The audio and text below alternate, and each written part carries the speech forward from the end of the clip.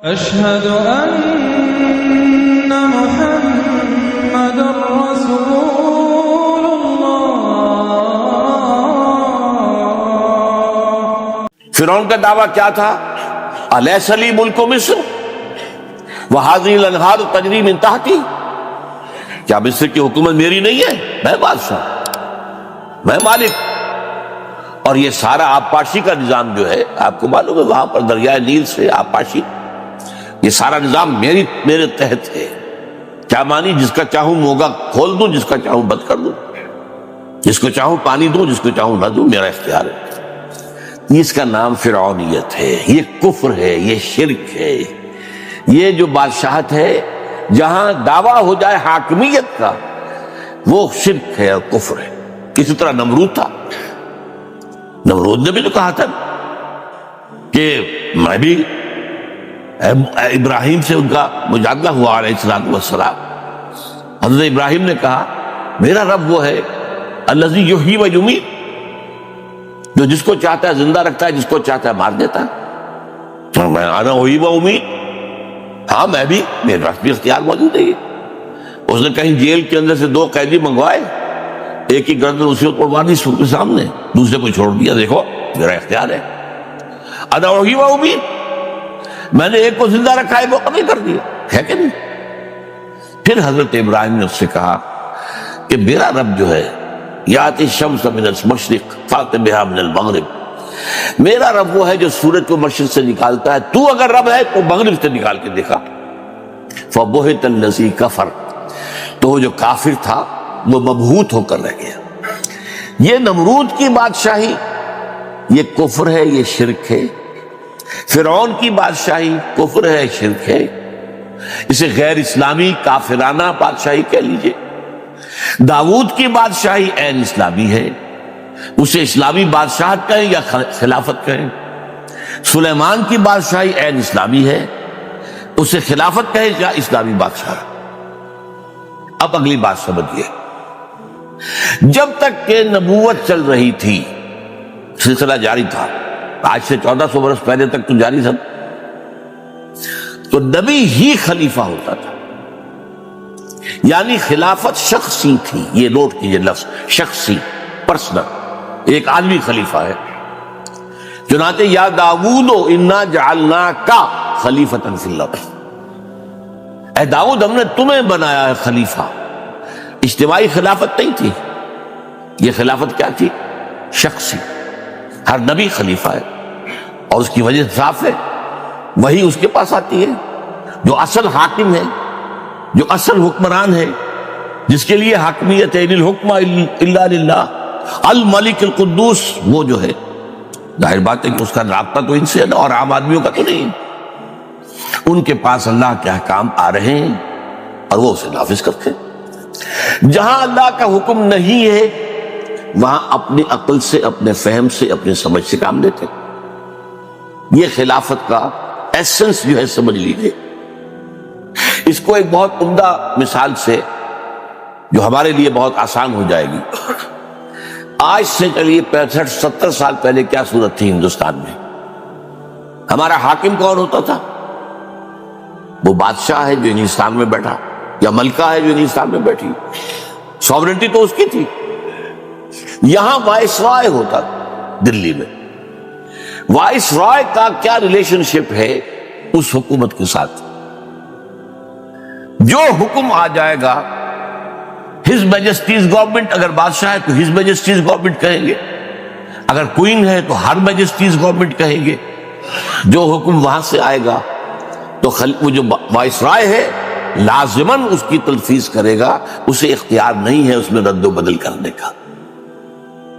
لیکن جہاں کوئی حکم نہیں آیا ہے وہاں وائس رائے کا کام ہے اپنی سمجھ سے کام لے، اپنے ذہن سے کام لے، دیکھیں موجودہ جو حالات ہیں، جو گیون سرکمسٹانسز ہیں، اس میں ہماری جو مملکت ہے، امپائر جو ہے، اس کے انٹرسٹ میں، اس کے مفاد میں کیا فیصلہ کرنا چاہیے۔ لیکن فیصلہ کون کرے گا؟ وائس رائے کرے گا، اس لیے کہ حکومت وہاں سے اصل حاکم کی طرف سے کوئی فرمان نہیں آیا۔ بس یہ ہے وائس ریجنسی کہہ لیجئے اس کو، یہی خلافت ہے۔ جو حکم اللہ کی طرف سے آ گیا وہ نافذ کرنا ہے۔ اس میں نبی کو اختیار نہیں ہے کوئی تبدیل کر دینے کا۔ البتہ جہاں کوئی حکم نہیں ہے وہ نبی جو ہے اپنی فہم، اپنی سوچ، اپنی صلاحیت، اپنی ذہانت اس سے کام لے کر جو فیصلہ چاہے گا کرے۔ اچھا، یہ کب تک سلسلہ چلا ہے؟ جب تک نبوت جاری تھی۔ اس سلسلے کی آخری کڑی کون تھے؟ محمد رسول اللہ صلی اللہ علیہ وسلم۔ اب ہم یہ کہتے نہیں ہیں حضور کو کہ حضور خلیفہ تھے، حضور کی شان جو ہے بہت بلند ہے، لفظ خلافت سے اونچی ہے، اس لیے جو اصل اونچی شان ہے خاتم المرسلین ہے، خاتم النبیین ہے، سید الانبیاء ہے، محبوب رب العالمین ہے، تو آپ جب بھی نام لیں گے آپ کو تو ہم اس حوالے سے لیں گے۔ لیکن آپ یہ سوچئے کہ مدینے میں جو چھوٹی سی ریاست قائم ہوئی اس کا حاکم کون تھا؟ حضور تھے، حضور خلیفہ تھے نا۔ جو بھی آ رہا ہے حکم حضور کو آ رہا ہے، حضور اس کی تنفیذ کر رہے ہیں۔ جہاں نہیں ہے آپ اپنی اجتہاد سے، اپنی سوچ سے، اپنے غور و فکر سے نتیجہ نکالتے ہیں۔ اب یہ بھی ہوتا تھا بعض معاملات کے اندر حضور نے ایک فیصلہ کیا، اللہ تعالیٰ کی طرف سے اس کی نفی ہو گئی، آپ نے ایسا نہ کیجیے، ٹھیک ہے بدل دیں گے۔ آپ نے قسم کھا لی تھی آج کے بعد میں یہ شہد دوبارہ نہیں کھاؤں گا، وہ آپ کو یاد ہے سورہ تحریم کی پہلی آیت، یا ایھا النبی لم تحرم ما احل اللہ لک تبتغی مرضات ازواجک، روک دیا گیا۔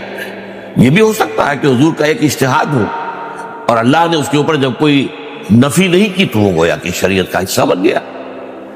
لیکن بہرحال جو حکم آیا ہے اس کی تنفیذ کرنی ہے، اور جہاں کوئی حکم نہیں ہے اس میں نبی کو اختیار ہے کہ اپنے اجتہاد سے، اپنے سوچ بچار سے، اپنے فہم کے مطابق فیصلہ کرے۔ یہ حیثیت رہی ہے حضور کی مدینے کے 10 سال جو ہے ریاست جو بن گئی تھی، جو سن 8 ہجری کے بعد آپ کو معلوم ہے کہ وہ پورے عرب کی حکومت ہو گئی تھی۔ جب قریش بھی جو ہے انہوں نے اپنی شکست مان لی اور مکہ فتح ہو گیا، تو اگرچہ عرب میں کوئی فارمل حکومت نہیں تھی کہ اس کا صدر مقام مکہ ہو، نہیں، لیکن مکے کو وہ حیثیت حاصل تھی جسے ام القریٰ کہا گیا۔ مرکزی بستی وہی تھی، مذہبی مرکز وہی تھا، سب بت وہاں رکھے ہوئے تھے تمام قبیلوں کے، اور اس کے کسٹوڈین قریش تھے۔ تو گویا کہ قریش کی ایک طرح سے معنوی طور پر پورے عرب پر حاکم تھے۔ ان کے قافلوں کو کوئی چھیڑتا نہیں تھا، اور کسی کا قافلہ بچ کے نکل نہیں سکتا تھا، لوٹ مار یہ ان کا پیشہ تھا۔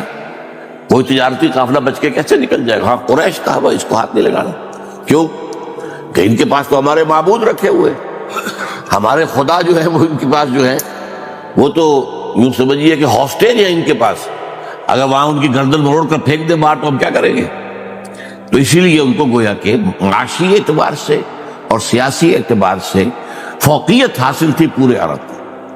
اس لیے جب مکہ فتح ہو گیا تو اب سمجھا گیا پورا عرب جو ہے تابع ہو گیا، اب اسلامی ریاست قائم ہو گئی عرب کے اندر، اور اس میں خلیفہ کون تھے؟ محمد الرسول اللہ صلی اللہ علیہ وسلم۔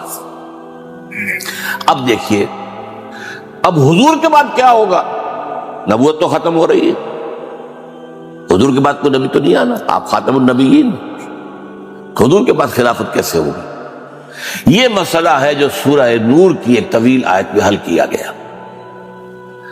نور میں فرمایا گیا وعد اللہ الذین آمنوا منکم وعملوا الصالحات، اے مسلمانوں اللہ کا وعدہ ہے تم میں سے ان لوگوں کے ساتھ جو ایمان کا حق ادا کریں اور عمل صالح کا۔ یہ 2 شرائط ہیں، وعد اللہ الذین آمنوا منکم وعملوا الصالحات، 3 وعدے ہیں اللہ کے۔ لَيَسْتَخْلِفَنَّهُمْ فِي الْأَرْضِ كَمَا اسْتَخْلَفَ الَّذِينَ مِنْ قَبْلِهِمْ، لازماً خلافت عطا کرے گا انہیں زمین کے اندر جیسے کہ ان سے پہلوں کو عطا کی تھی۔ اب یہاں جنہیں تھوڑی سی بھی عربی کی شذ ہے، وہاں تھا یا داؤد انا جعلنا کا یہ واحد کا صیغہ ہے، اے داؤد ہم نے تمہیں خلیفہ بنایا، لہذا لوگوں کے مابین فیصلے کیا کرو عمل کے ساتھ، اپنی خواہش نفس کی پیروی نہ کرنا، وہ تو تمہیں جو ہے اللہ کے راستے سے ہٹا دے گی۔ یہاں جمع کا صیغہ آ گیا، لَيَسْتَخْلِفَنَّهُمْ، ان کو ہم خلافت دیں گے زمین کے اندر جیسے کہ پہلوں کو دی تھی۔ وَلَا يُمَكِّنَنَّ لَهُمْ دِينَهُمُ الَّذِي ارْتَضَىٰ لَهُمْ، اور لازماً استحکام عطا فرمائیں گے زمین میں، تمکن عطا فرمائیں گے ان کے دین کا جو کہ اللہ نے ان کے لیے پسند کر لیا ہے۔ اسلام، ان الدین عند اللہ الاسلام، اللہ نے پسند کر لیا، اس نے تم پر مکمل کر دیا۔ الیوم اکملت لکم دینکم واتممت علیکم نعمتی ورضیت لکم الاسلام الدین، اب دین یہی ہے۔ تو فرمایا اس دین کو اب تمکن حاصل ہو جائے، اس کی حکومت قائم ہو جائے۔ وَلَا يُبَدِّلَنَّهُم مِّن بَعْدِ خَوْفِهِمْ أَمْنًا، اور بدل دے گا ان کی خوف کی حالت کو امن سے۔ یہ خوف کی حالت سے مراد کیا ہے؟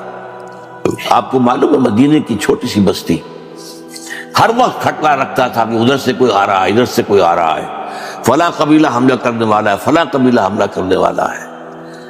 کتنی مرتبہ تو قریش چڑھ کر آئے، پھر اس کے بعد جو ہے غزوہ احزاب، یوں سمجھیے اذ جاؤکم من فوقکم ومن اسفل منکم، وہ اوپر سے شمال سے بھی آئے، جنوب سے بھی آئے، اور پھر یہ کہ جو نجد کا علاقہ تھا اونچا وہاں سے بھی آئے۔ 12,000 کا لشکر، چھوٹی سی بستی، چند ہزار افراد کی بستی اور 12,000 کا لشکر، تو ہر وقت خوف کی کیفیت تاری رہتی تھی۔ لیکن اب جب ظاہر بات ہے جب اللہ کا دین جو ہے متمکن ہو جائے گا زمین کے اندر تو پھر خوف ختم ہو جائے گا، مسلمانوں کی حکومت ہوگی، اختیار اور اقتدار ان کا اپنا ہوگا، لہذا خوف ختم ہو جائے گا۔ 3 وعدے اصل میں وہ جسے کہتے ہیں نا، وہ مثال اچھی تو نہیں ہے، 1 میں 3 اور 3 میں 1، یہ عیسائی کہتے ہیں کہ وہ تثلیث کو بھی مانتے ہیں، توحید کو بھی مانتے ہیں، کہ یہ خدا اور اس کا بیٹا عیسیٰ اور روح القدس، یہ 3 بھی خدا ہیں اور تینوں مل کر ایک بنتے ہیں، 1 میں 3 اور 3 میں 1۔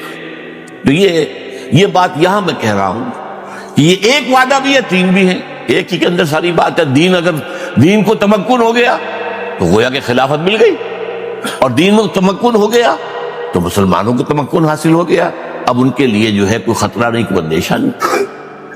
اس کے بعد کا ٹکڑا جو ہے بڑا اہم ہے، لیکن میں نے محسوس کیا کہ بعض حضرات اس کو سمجھے نہیں بالکل۔ یعبدوننی لا یشرکون بی شیئا، یہ اصل میں ان 3 چیزوں کے نتیجہ جو ہوگا وہ اس کو بیان کیا جا رہا ہے۔ تب وہ میری عبادت کریں گے پورے طور پر، اور تب وہ پاک ہو سکیں گے شرک سے پورے طور پر۔ اگر خلافت کا نظام قائم نہیں ہے تو آپ کی عبادت ناقص ہے۔ آپ کیسے بندگی کر رہے ہیں؟ آپ نماز روزہ تو کر رہے ہیں، لیکن آپ کا قانون کیا ہے جس کے تحت آپ زندگی گزار رہے ہیں؟ وہ تو کافرانہ ہے، وہاں تو اسلامی قانون نہیں ہے۔ آپ کا معاشی نظام کیا ہے؟ تو کافرانہ ہے، سود پر مبنی ہے، بینکنگ کی بنیاد پر ہے۔ لہذا جب تک دین قائم نہیں ہوتا عبادت ناقص ہے، عبادت جزوی ہے۔ اسی کو تو میں بارہا بیان کرتا ہوں کہ اس کا کفارہ کیسے دیں؟ ہم یہاں زندگی گزار رہے ہیں تو گناہ کر رہے ہیں، لیکن کیا کریں؟ کہاں جائیں؟ کہیں نہیں جا سکتے۔ کہیں دنیا میں اسلامی حکومت ہو تو ہمارا وہاں جا کر ہجرت کر کے وہاں جانا فرض ہو جائے گا، ہے ہی کہیں بھی نہیں ہے۔ اس حوالے سے مجبور ہے، تو مجبور ہو تب بھی جو گناہ تمہارے اندر جا رہا ہے، سود کا گناہ تمہارے اندر جا رہا ہے، جیسے دھواں جاتا ہے اندر، جیسے غبار جاتا ہے اندر، اس کا کفارہ کیا ہے؟ کفارہ یہ ہے کہ اس نظام کے خلاف جد و جہد کرو اور نظام اسلام کو قائم کرنے کی کوشش کرو۔ اگر یہ کر رہے ہو تو اس گناہ کا کفارہ ہو جائے گا، اس گناہ کی تلافی ہو جائے گی۔ اور اگر اس نظام کو تسلیم کیا ہوا دل سے تو پھر تو تم اللہ کے باغی ہو، باغیوں سمیت ہو گئے۔ اگر بش کہہ سکتا ہے، ایک عام سا آدمی، کون کیا ہے اس کی حیثیت؟ وہ صدر امریکہ تھا تو کچھ تھا بھی، حالانکہ ان کے ہاتھ میں کیا ہے؟ سارا یہودیوں کے اعلی کار ہے، اور اب کیا حیثیت ہے اس کی؟ یو آر ود اس اور اگینسٹ اس، تم یا ہمارے ساتھی ہو تو ہمیں ساری یہ چیزیں دو، نہیں تو پھر ہم تمہارے دشمن ہیں، تم ہمارے دشمن۔ اللہ بھی یہ کہتا، دنیا میرے ہو تو حزب اللہ میں ہو، حزب اللہ میں نہیں ہو تو پھر حزب الشیطان ہے۔ اللہ خیر فرمائے۔ اس حوالے سے تو 3 باتیں جب ہو جائیں گی تب گویا کہ عبادت مکمل ہو۔ یعبدوننی لا یشرکون بی شیئا، جب تک وہ نظام قائم نہیں ہوتا شرک ہے۔ اگر وہ نظام نہیں ہے تو آپ کا دستور اگر کافرانہ ہے تو شرک ہے. اگر کوئی بادشاہ بن کر بیٹھا ہوا ہے مطلق کہ جو چاہوں قانون بنا لوں، شرک ہو گیا. تو گویا کہ توحید بھی مکمل ہوگی کب؟ جبکہ حکومت اللہ کی ہو جائے. الحکم للہ ان الحکم الا للہ. اگر یہ بات کب ہوگی؟ جب ہم تمہیں خلافت دے دیں گے، تمہارے دین کو زمین میں تمکن دے دیں گے، اور تمہارے اوپر جو خوف کی فضا تاری ہے اسے ختم کر دیں گے. یعبدوننی، پھر تم ہماری عبادت کرو گے جیسے کہ عبادت کرنے کا حق ہے. پھر تم شرک سے بچو گے جیسے کہ شرک سے بچنے کا حق ہے. یعبدوننی لا یشرکون بی شیئا ومن کفر بعد ذلک فاولئک هم الفاسقون. اب یہ جملہ بھی کیوں کہا گیا؟ جو اس کے بعد بھی کفر کرے جبکہ اسلام کا غلبہ ہو چکا ہے، پھر بھی وہ کفر پر اڑا ہوا ہے، وہ تو نہایت ناہنجار آدمی ہے، اس کے جو سیدھی جہنم ہے. اس لیے کہ چلیے باطل کے غلبے کے اندر آپ اگر کہیں میں مجبور ہوں کیا کروں. آپ کو معلوم ہے جب ہجرت فرض ہو گئی تھی تب بھی کچھ لوگوں نے ہجرت نہیں کی پکے سے، اور ان میں کچھ کے لیے تو صاف کہہ دیا گیا کہ یہ منافق ہیں، ان سے تمہارا کوئی رابطہ نہیں ہوگا. ما لکم من ولایۃ من شیء حتی یہاجروا، جب تک ہجرت نہ کرے. لیکن یہ کہ بوڑھے، ضعیف، بیمار، جو راستہ نہیں جانتے، عورتیں، سفر کے کوئی ذریعہ نہیں، ان کو معاف کر دیا گیا. ان کا معاملہ اور ہے.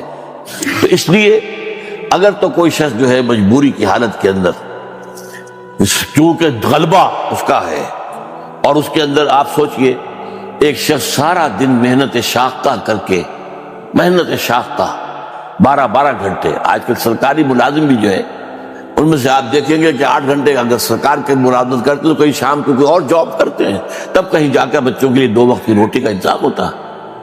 اور جو عام مزدور ہے ان کا جو حال ہے، اب ان کے لیے تو ظاہر بات ہے کوئی اور جد و جہد کرنا ممکن نہیں ہے.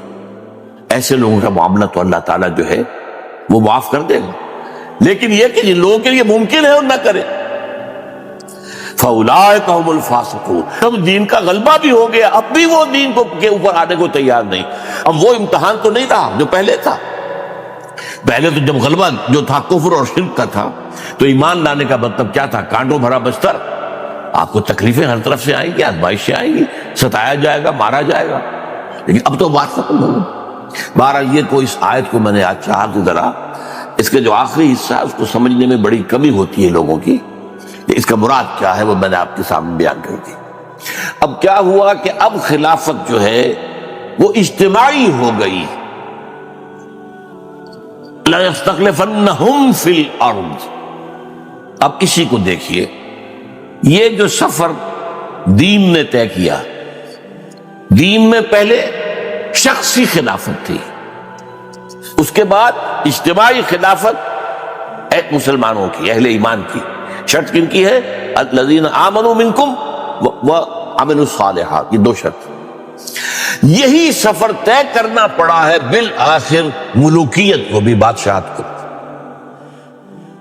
پہلے بادشاہ تھا حاکم مطلق، اس کے بعد کیا ہوا؟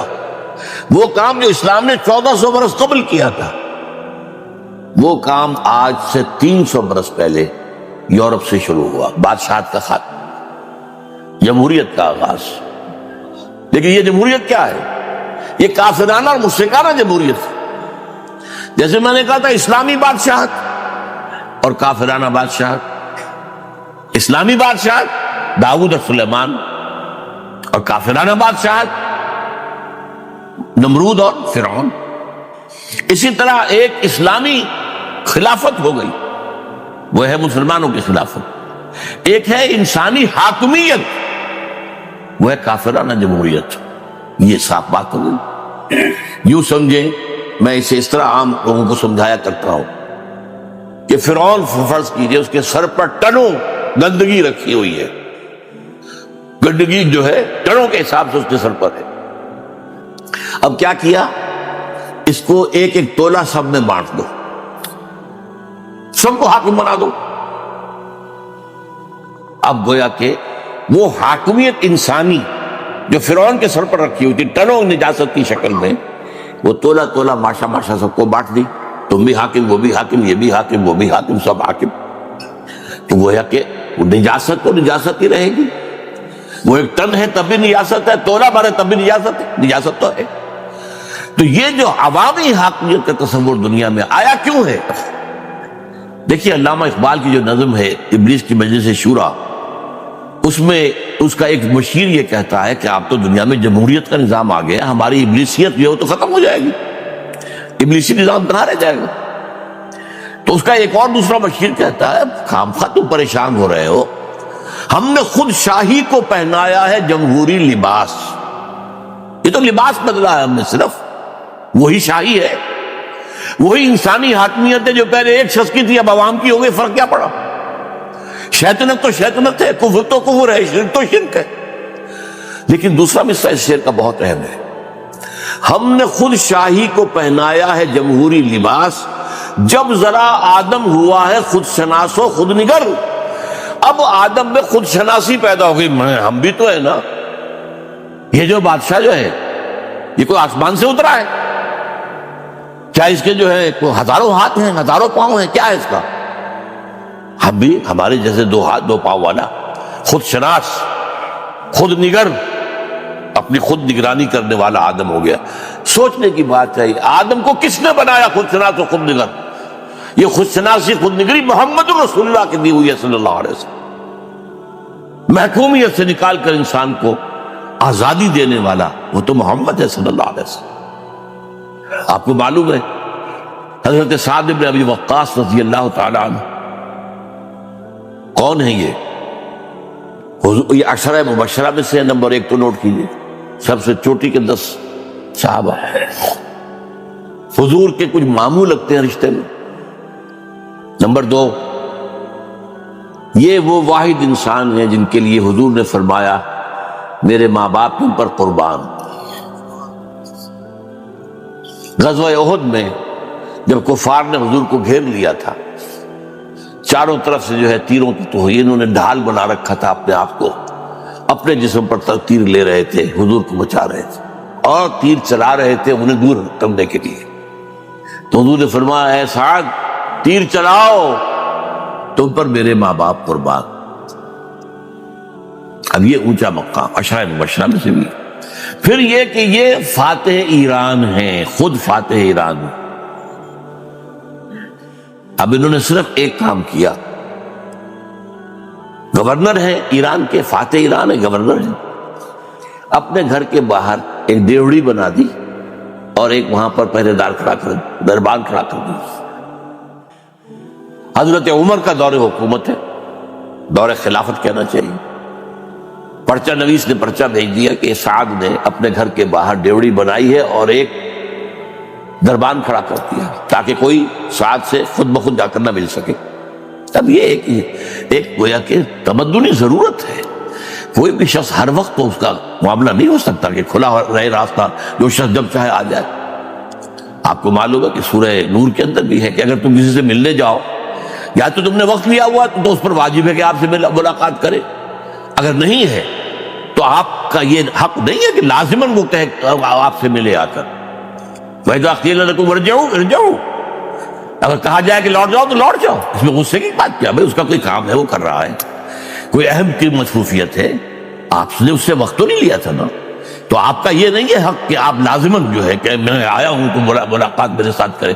قرآن نے تو یہ تعلیمات دی، عام آدمی کے لیے بھی یہ ہے. تو ظاہر بات ہے جو گورنر ہے اس کی مصروفیات ہیں، ضروریات ہیں.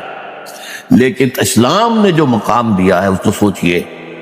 حضرت عمر نے خط لکھا، اے سعد، لوگوں کو ان کی ماں نے آزاد پیدا کیا تھا، تم نے انہیں اپنا غلام کب سے بنا لیا؟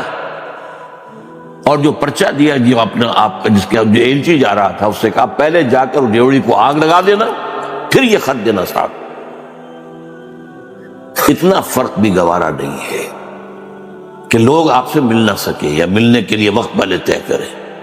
سید القوم خادمہم، یہ حضور کا فرمان میں کہا کرتا ہوں کہ ایک عام آدمی سنے گا کہ بڑی شاعری اچھی کی ہے، کیا ہے کہ سید القوم خادمہم کبھی ہوا ہے بھلا؟ کیا قوم کا سردار خادم ہوتا ہے؟ لیکن خلفاء کو دیکھیے وہ خادم تھے، ان کا معاملہ کیا تھا؟ فرمایا کہ تم نے لوگوں کو ان کی ماں نے آزاد جنا تھا، تم نے انہیں اپنا غلام کب سے بنا لیا؟ تو یہ آزادی کس نے دی؟ محمد رسول اللہ۔ اب جب دنیا میں اس آزادی کا چرچا ہو گیا تو اب شیطان کو بھی یہ کام کرنا پڑا کہ وہ شخصی بادشاہت نہیں چل سکتی، وہ فرعونیت کا دور گیا، وہ نموریت کا دور گیا، اب تو ظاہر بات ہے کہ کوئی عوامی حاکمیت کرنی پڑے گی۔ تو ہم نے خود شاہی کو پہنایا ہے جمہوری لباس، جب ذرا آدم ہوا ہے خود شناس و خود نگر۔ یہ آدم جب ذرا ہو گیا ہے کہ اس کو اپنی حیثیت کا احساس ہو گیا ہے، اور آدم جو ہے اب جو یوں سمجھیے کہ بالغ ہو گیا ہے اب، اور یہ بلوغ کس کا عطا کردہ ہے؟ محمد رسول اللہ صلی اللہ علیہ وسلم۔ اسی کو اقبال نے دو اشعار فارسی کے جو کہے ہیں وہ بہت چوٹی کے ہیں۔ ہر کجا بینی جہان رنگ و بو، زاں کے از خاکش بروید آرزو، یا نور مصطفیٰ ورا بہاش، یا ہنوز اندر تلاش مصطفیٰ صلی اللہ علیہ وسلم۔ تم جہاں کہیں بھی کوئی نور دیکھو گے، روشنی دیکھو گے، اچھائی دیکھو گے، جان لو یا تو یہ محمد کی عطا کردہ ہے صلی اللہ علیہ وسلم۔ یہ ساری ہائر ویلیوز، فریڈم، مساوات، حضرت عمر سفر کر رہے ہیں 700 میل، 1000 میل کے آس پاس مدینے سے لے کر بیت المقدس تک، اور ایک اونٹ نہیں، کوئی خدم و حشم نہیں، کوئی اسکورٹ نہیں، کوئی جو ہے وہ محافظین کا دستہ نہیں، کوئی گارڈز نہیں، ایک غلام، ایک خلیفہ۔ اچھا، ساتھ ہی راستے بھر کر جو ہے وہ رکھا ہوا راشن، لہذا دو آدمی نہیں بیٹھ سکتے۔ عام طور پر امور پر دو آدمی بیٹھ سکتے ہیں لیکن سامان کے ساتھ تو نہیں بیٹھ سکتے، لہذا ایک منزل حضور حضرت عمر اوپر بیٹھے ہیں اونٹ پر، اور ملازم جو ہے وہ جا رہا ہے آگے آگے نکیل پکڑ کر، اگلی منزل میں ملازم اوپر بیٹھا ہوا ہے، وہ غلام اوپر بیٹھا ہوا ہے، اور خلیفہ وقت جو ہے وہ نکیل پکڑ کر آگے چل رہے ہیں۔ یہ مساوات دنیا میں کہا کرتا ہوں کہ 10 دفعہ ختم ہو کر 10 دفعہ دوبارہ پیدا ہو لے، اس مساوات کی مثال پیدا نہیں ہو سکتی۔ تو یہ values, higher values, human freedom, fraternity and equality, انسانی حریت، اخوت انسانی اور انسانی مساوات، یہ تو چیزیں دی ہیں محمد رسول اللہ نے۔ جب یہ چیزیں آ گئیں تو اب شیطان کو یہ کرنا پڑا کہ اپنا وہ فرعونی اور اپنا وہ نمرودی نظام جو ہے اس کے بجائے جمہوری نظام کر دے، وہ حاکمیت انسانی جو ہے ایک شخص کی بجائے وہ عوام کو دے دی جائے۔ یہ ہے اصل میں اسلامی جمہوریت کیا ہوگی؟ اللہ کی حاکمیت کے تحت اور اللہ اور اس کے رسول کے احکام کے دائرے کے اندر۔ اس کے لیے میں نے آیت آپ کو سنائی تھی، سورہ حجرات کی پہلی آیت، یا ایھا الذین آمنوا لا تقدموا بین یدی اللہ ورسولہ واتقوا اللہ ان اللہ سمیع علیم۔ اہل ایمان، اللہ اور اس کے رسول سے آگے مت بڑھنا، اللہ کا تقوی اختیار کرو۔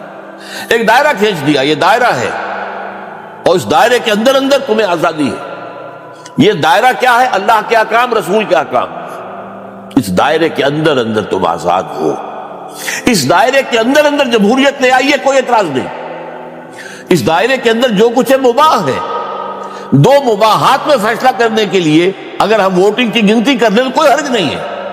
کچھ سمجھتے اکثریت کا فیصلہ ہے تو قرآن مجید میں کفر لکھا ہوا ہے، ان تطع اکثر من فی الارض یضلوک عن سبیل اللہ، اگر تم لوگوں کی اکثریت کا فیصلہ کرو گے تو وہ تو تمہیں گمراہ کر کے چھوڑیں گے۔ یہ کس لیول پر آئے گا؟